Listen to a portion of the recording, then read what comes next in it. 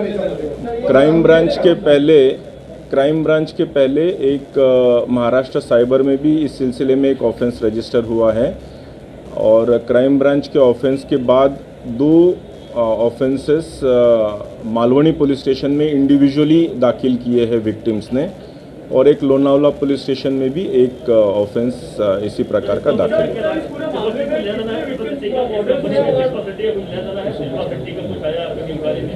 सुना ही नहीं दिया प्लीज।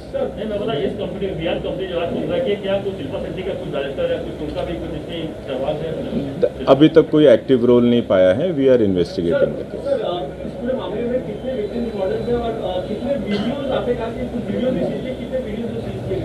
वीडियोस की संख्या तो काफ़ी है। अभी मॉडल्स अभी आपके ज़रिए we would appeal to the victims जो इसकी अगर विक्टिमाइज हुई है तो they can come forward to us. उन्होंने सामने आए, क्राइम ब्रांच मुंबई को कांटेक्ट करें, will take appropriate cognisance of that.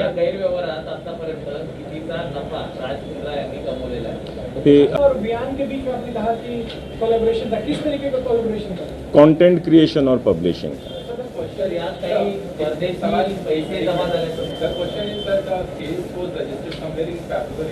And the first charge sheet was filed in April. In the charge sheet, there are a lot of WhatsApp chats between Pradeep Bakshi and Raj Mundra. So, sir, I just want to understand what is that fresh evidence and the fresh link that has come before the crime branch which led to his arrest now? Yes. Yeah, it was investigation is a process. During investigation, there were certain hitches, but we overcame those hitches.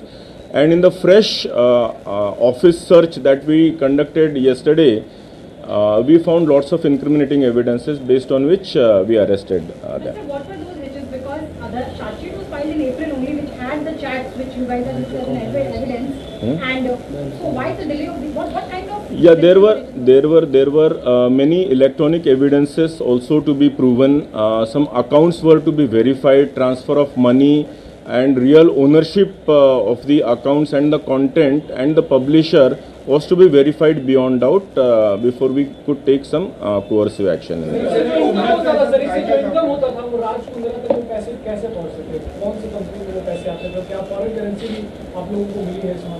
Yeah, there are some leads into that.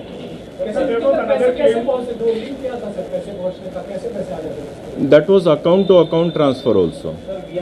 Electronic transfer of money. Yeah. Arms Prime, yeah. Sir, there was another claim that the company was already sold, or his rights were already sold to Pradeep Bakshi. So what about the claim of Raj Mundra that he was not having any ownership or any direct involvement in the hotshot at the time when he was we will certainly verify this, but as I said, this is an ongoing offence for quite a few months. This complaint has been there for at least an year or two. So was there any involvement of Raj Mundra even after his claim of being rights sold to Pradeep Bakshi? Operations were all looked after by his company only. Even after his Yeah. Yesterday's search has shown all the electronic evidences recovered from his own office. Have we been able to establish something on these lines that because of the lockdown, this business actually bloomed more in the lockdown year? I mean, that's a genuine distinction. Mundra is claiming in one of his WhatsApp chats. Hasn't they encashed this opportunity that they look at it as an opportunity? That is for the people to decide. We'll have to go through the accounts as to how many subscriptions. Is there any increase in the number of subscriptions? We'll definitely go through that.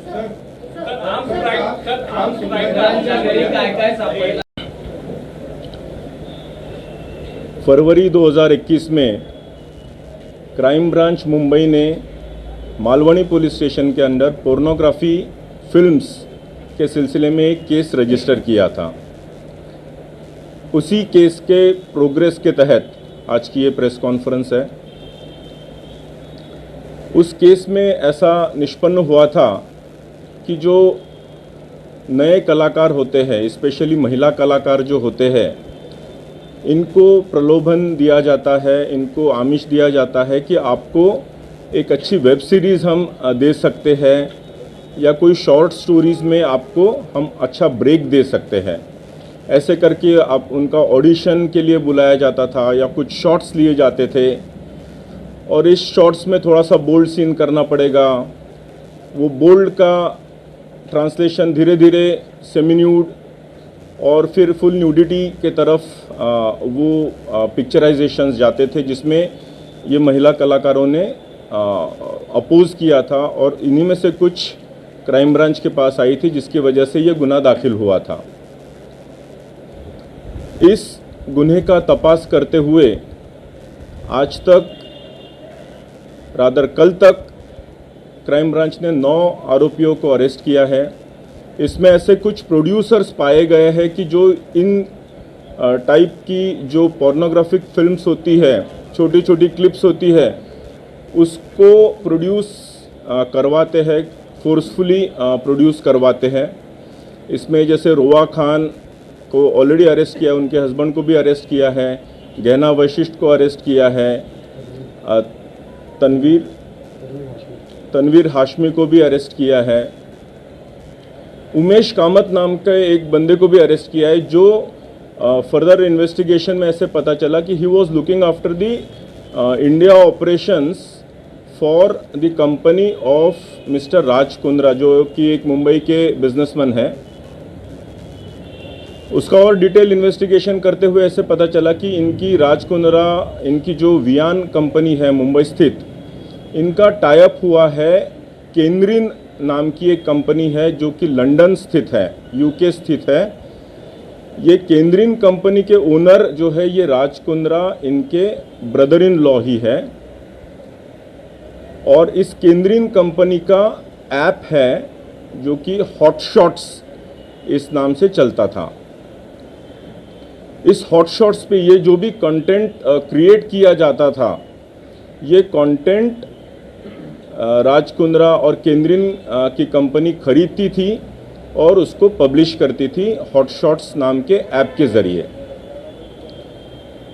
हालांकि ये company केंद्रीन और Hotshots London में registered है, लेकिन इसका पूरा content creation ये राज कुंद्रा इनके मुंबई स्थित ऑफिस से किया जाता था। कंटेंट क्रिएशन, इसके पूरे ऑपरेशंस, इसका पूरा account management, piracy related issue, ये सारे के सारे वियान के ऑफिस से मुंबई से ही किए जाते थे।